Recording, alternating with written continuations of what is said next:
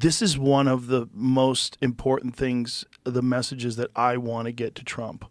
And one of the things that I'm excited that Bobby Kennedy is interested in this as well is psychedelic therapy for veterans.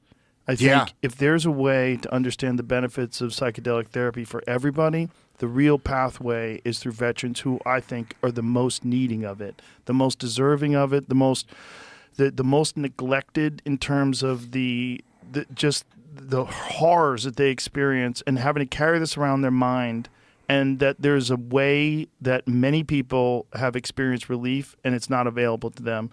And it's not something that's dangerous. It's not something that's addictive. You literally can't even eat enough psilocybin to kill yourself. It's not even, you can't do it. You wouldn't be able to consume it's impossible. it. So why? And it's been demonstrated to really help, at least a lot.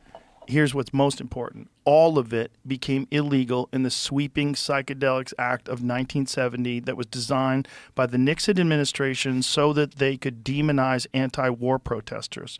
So they could arrest anti-war protesters, civil rights protesters, the Black Panthers.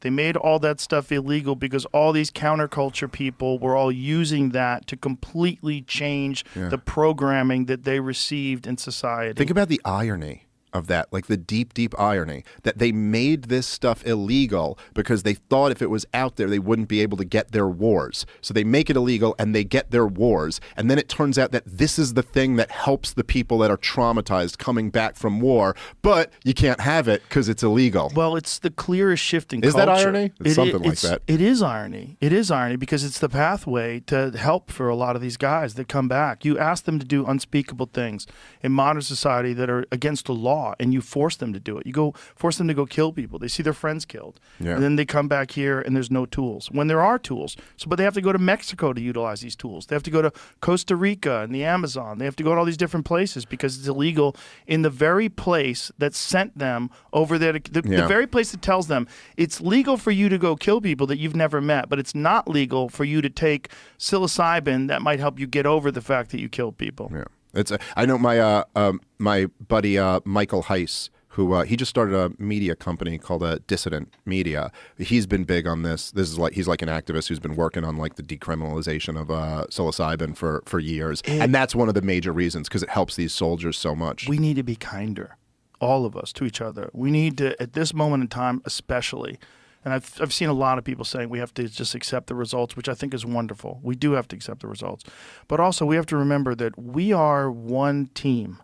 This is Team USA, and there's plenty of room for everybody. We all want the same things. We all want to be healthy. We want to protect our loved ones. We want to be safe, and we want to prosper.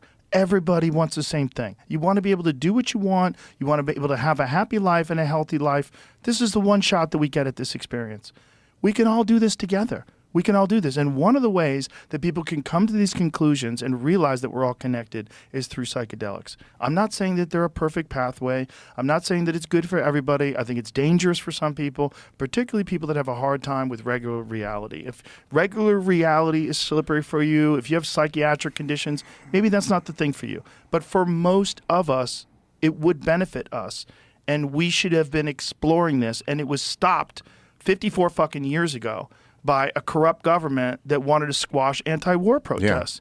That car that I showed you when I was explaining to you. Such a cool car.